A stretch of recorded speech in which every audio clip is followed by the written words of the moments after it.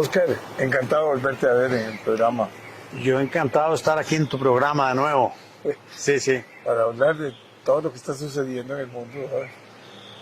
Eh, con los cambios tan radicales que estamos cambiando un modelo Así es.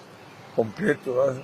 O sea, ahora son todos los países con distintos aranceles para ingresar a Estados Unidos, el mercado más grande del mundo, la democracia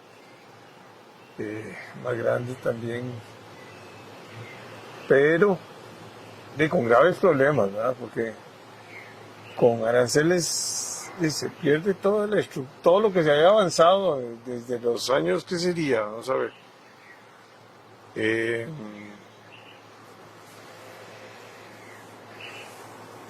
50 años casi Sí, de que se había entrado en este modelo de la globalización, de los tratados de libre comercio, de que uno no puede edificar y hacer todo. Hay países que tienen más ventajas, digamos, claro, ventajas comparativas. Sí, sí. comparativas, ya sea mano de obra, ya sea acero, ya sea aluminio, ya sea energía, en fin. Eh, los norteamericanos tienen la tecnología, que es muy importante, ¿verdad? Eh, pero bueno, el presidente Trump creo que lo que está haciendo es hacer un choque así de frente y comenzar luego a hacer una negociación con los primeros países que van a tener que negociar son con los vecinos, que es Canadá y con México, ¿verdad? Ajá. En México la industria automotriz es importante y creo que algunos carros o algunos pickups, algunas marcas como la Ford y eso, fabrican gran parte de México y se habla que es un movimiento continuo, ¿verdad? ¿Por qué? Porque la mano de obra en Estados Unidos es muy cara, muy buena, pero muy cara, ¿verdad? Los europeos están también muy preocupados, ¿verdad? Claro. Y no hablar de China, Japón y Corea, que ahora parece que es como un chivo que se va a armar ahí. Pero bueno, te dejo ahí para que No, no, vos... claro. Como lo mencionabas, es una especie de cambio de paradigma, ¿verdad? Eh, una nueva forma de entender y de enfocar el comercio internacional eh, sin, digamos, sus antecedentes podrían remontarnos incluso tal vez principios del siglo XIX o 1930, con antecedentes más o menos de este tipo. Pero digamos de la década del 50 para acá no se veía, digamos, una política proteccionista tan clara. Eh, Menos en la potencia principal del sistema internacional, ¿verdad? Sí es, digamos, eh, una noticia, digamos, de gran impacto. Uno va revisando la tabla de tarifas que ofreció el presidente Trump y se da cuenta que en realidad son tarifas o aranceles, ¿verdad? Es lo mismo, aranceles o tarifas que se le las ha acordado para los socios comerciales, es decir, para los países y bloques de países que comercian con los Estados Unidos. Es decir, Y casi todos los son países del mundo, sí. aranceles para los socios comerciales. Y esos aranceles van desde 50 o un O más. poco más por ciento hasta una tarifa mínima que es de 10%, Que son los latinoamericanos, sí, los centroamericanos. que son algunos países como Costa Rica, ¿verdad? Es decir, Costa Rica dentro, digamos, dentro de la noticia, que no es grata, ¿verdad? De ninguna manera es grata, por lo menos nos cabe el consuelo de que nos están aplicando la tarifa mínima, ¿verdad? La tarifa mínima. Eh, También hay que estar atentos a mantener una actitud, digamos, de diálogo y de negociación con las autoridades de los Estados Unidos para que, autoridades comerciales sobre todo, para que nos expliquen un poquito mejor si ese 10% significa un único arancel para todas las exportaciones que van de Costa Rica a Estados Unidos, o si va a haber una diferenciación, ¿verdad? Producto por producto. Digamos, en Costa Rica la mayoría de las exportaciones que van a Estados Unidos pagaban algunas cero arancel, otras hasta 17% de arancel. Entonces, en respuesta, como se trata de aranceles recíprocos, nos están aplicando a la tarifa mínima de 10%. Entonces, hay que mantener los canales de comunicación abiertos con las autoridades de la Secretaría de Comercio de los Estados Unidos para que nos expliquen un poco mejor de qué manera se va a aplicar esto, con qué tarifa concreta para cada producto, y a partir de cuándo, exactamente a partir de qué fecha.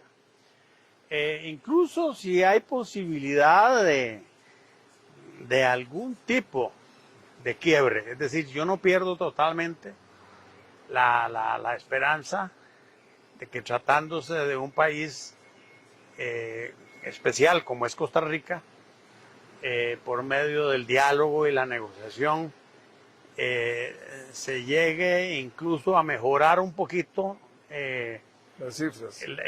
La situación para Costa Rica, se mejore, digamos. No creo que tampoco volvamos al arancel cero, ¿verdad? O algo así, pero sí que de alguna manera, digamos, no nos afectara tanto esta decisión de los aranceles recíprocos.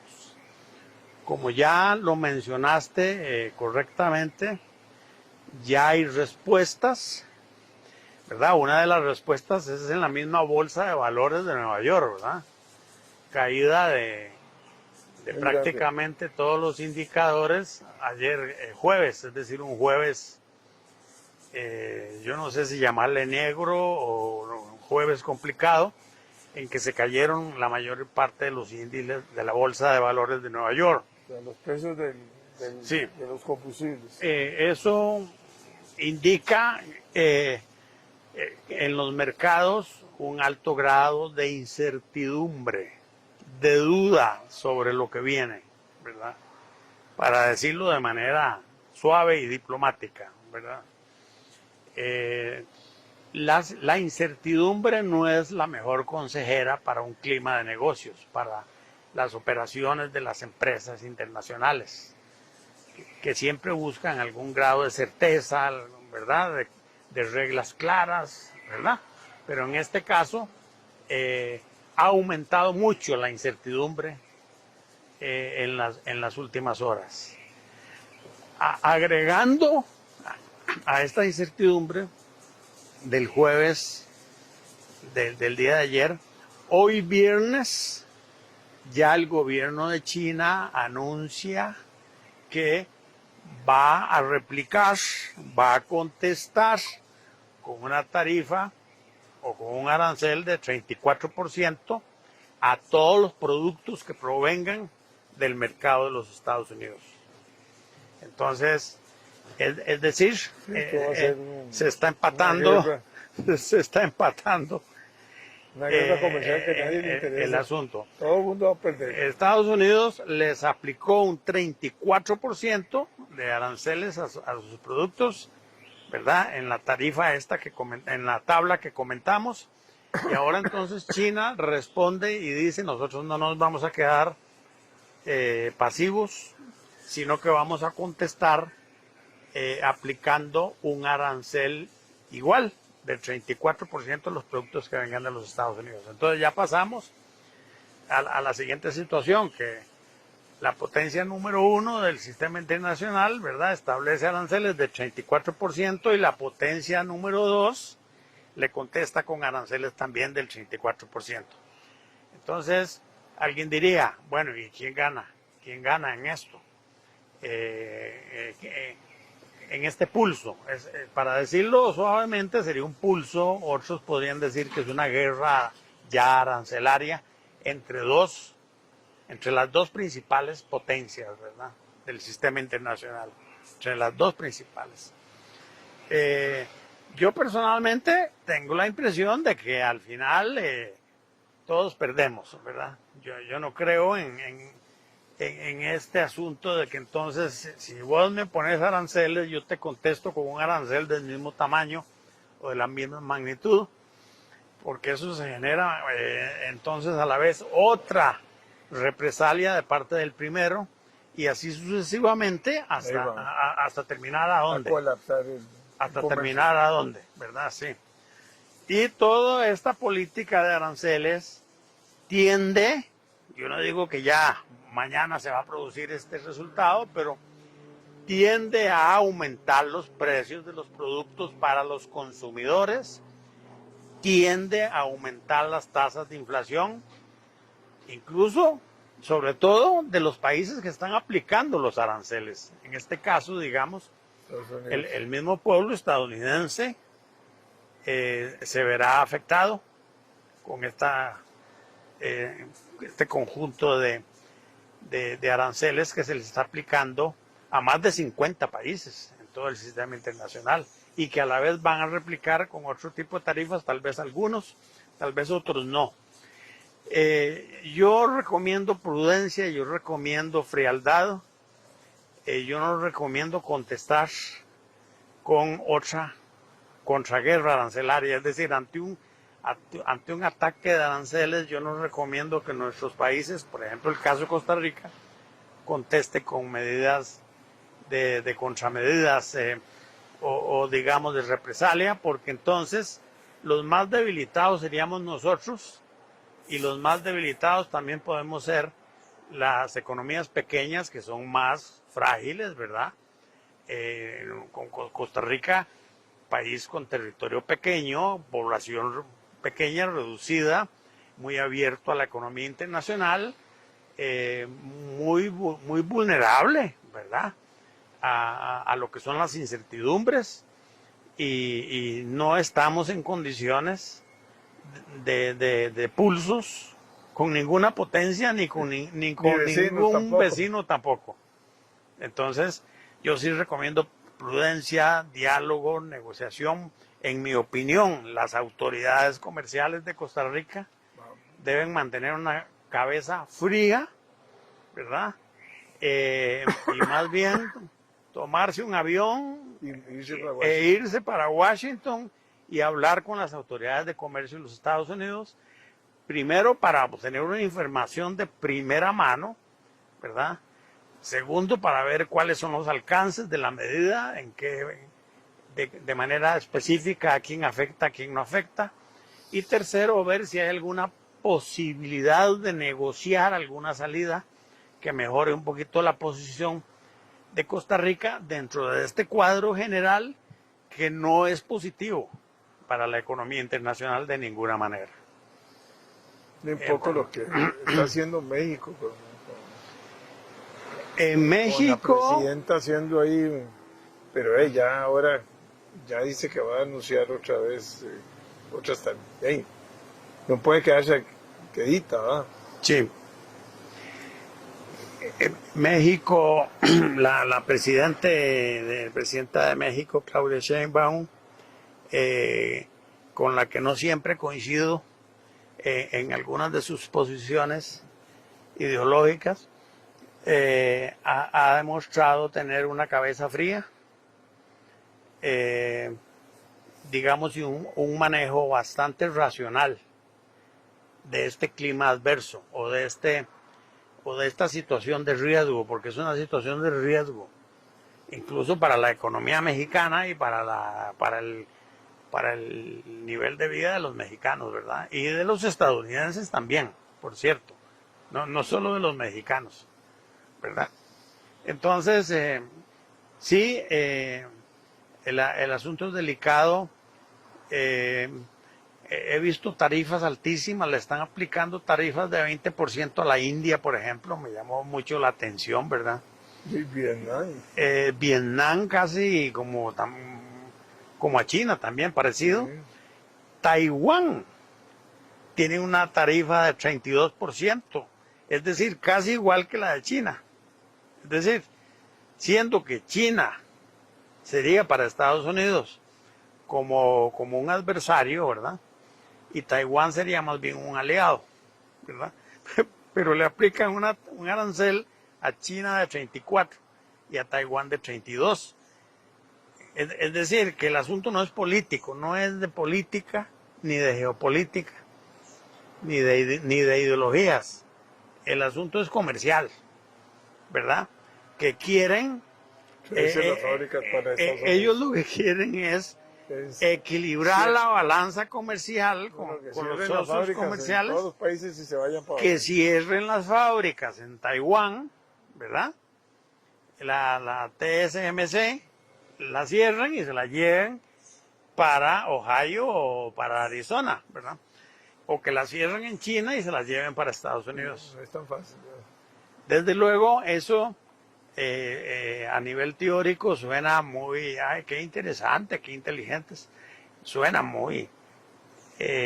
suena atractivo, digamos. En alguna medida, alguna gente podría creer en eso, pero va a ser muy difícil. Va a ser muy difícil. Sí. Entonces, estamos de nuevo ante el proteccionismo, ¿verdad? Recuerdo cuando a nosotros nos recomendaban proteccionismo. Nosotros éramos un mercado totalmente En Costa Rica. cerrado. En Costa Rica yo recuerdo distinguidos economistas costarricenses, no voy a decir nombres, recomendándonos el proteccionismo, ¿qué? ¿Verdad? Por supuesto, que aquí también ha habido proteccionismo. Estamos hablando de los años 50, 60, 60, 70, sí, sí. Ya a partir del 80 eso varió, sí. Ahora, hoy en día hasta la CEPAL, ¿verdad? Hasta la CEPAL no recomienda los aranceles como medio para obtener crecimiento económico y para obtener desarrollo económico en nuestros países latinoamericanos.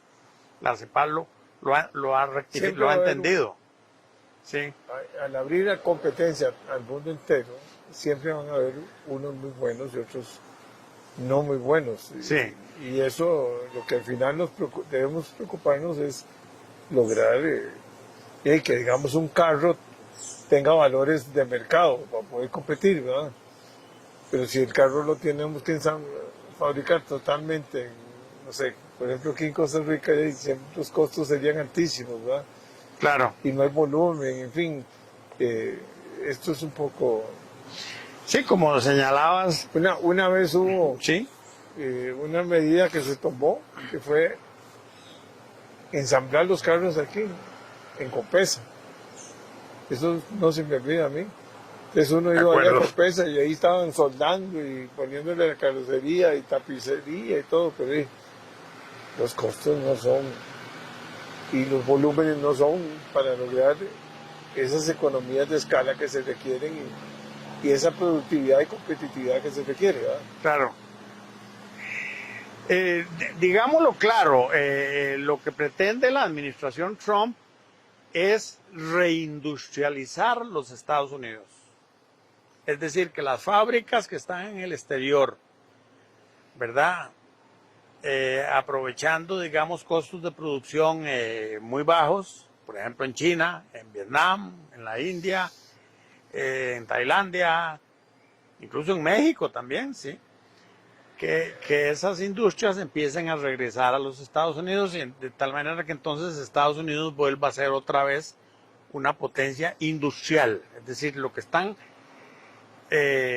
según ellos, es reindustrializar los Estados Unidos para que luego entonces Estados Unidos, digamos, tenga las fábricas dentro de su territorio, generándole empleo a los estadounidenses. Yo entiendo la idea, digamos, suena muy atractiva, ¿verdad?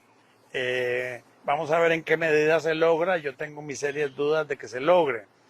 Pero entonces eso es reindustrializar los Estados Unidos con medidas de tipo nacionalista y proteccionista, en que ya lo fundamental no va a ser ni la teoría de las ventajas comparativas de David Ricardo, eso ya quedó, digamos, atrás en la historia para la administración Trump. No, el desarrollo, la innovación, la tecnología, en fin. Eso es. Eso, el mundo cambió totalmente. Y ni se diga que incluso Trump está, digamos, dejando por de lado enseñanzas que creímos que se habían obtenido de autores como Adam Smith, ¿verdad? Que decía que en el sistema capitalista existe la división del trabajo, ¿verdad? Y que los países deben especializarse, digamos, de acuerdo a la división del trabajo en lo que son más eficientes y productivos. Y no producir en un país en lo que somos más caros, ¿verdad? E improductivos. Es como una contradicción en los términos. Entonces, las tesis de Trump están negando totalmente los aportes o avances de un Adam Smith, aportes y avances de un David Ricardo, y nos está devolviendo a lo que es el tradicional nacionalismo económico y proteccionismo, ¿verdad? Que también ya veremos que tiene otro tipo de problemas. En otros términos, están cancelando todo lo que es el proceso de globalización y de libre comercio. Lo están cerrando, lo están clausurando, ¿verdad? O por lo menos están tratando de clausurarlo, ¿verdad? Sí. Están diciendo la OMC la dejamos de lado, la dejamos incluso relegada a la intrascendencia, ¿verdad? Disculpa. Sí. Entonces, ya vamos terminando. Sí, sí. Digo yo, ¿sí? Sí, bueno, ya yo creo que, Ricardo, podemos conversar dentro de unos 8 o 10 días para ver, porque todos los días hay nuevas, porque ahora la guerra de ¿cómo se llama? De Ucrania, no sé, esto es tan grande el paquete si hablamos de Ucrania. Y qué va a pasar con Hamas y todos los enredos. Claro, con Ucrania, pues a mí me pareció positivo que se establecieran relaciones diplomáticas entre las dos potencias, ¿verdad? Estados Unidos y Rusia. Uno le dice, bueno que por lo menos conversen y se abran embajadas y tengan unas relaciones diplomáticas formales. Yo eso lo veo positivo. Lo mismo Estados Unidos y China. Estados Unidos con cualquier potencia, me parece que eso es un avance. Y luego se han generado algunas leves esperanzas o expectativas de que pudiera haber un arreglo pacífico a la guerra en Ucrania. Por el momento va quedando claro que el asunto no es nada fácil, como lo hemos conversado en otros programas, ¿verdad? No es nada fácil poner de acuerdo a Vladimir Putin en Moscú con Volodymyr Zelensky de Ucrania. Dos actores, digamos, muy rebeldes, muy complicados, ¿verdad? Que ni siquiera a Donald Trump le hacen caso, para decirlo de una manera muy sencilla, ¿verdad? Entonces, muy complicada la solución pacífica en Ucrania, ¿verdad? Bueno, pero esperemos. Muchas gracias, Ricardo. Ese es otro tema, sí.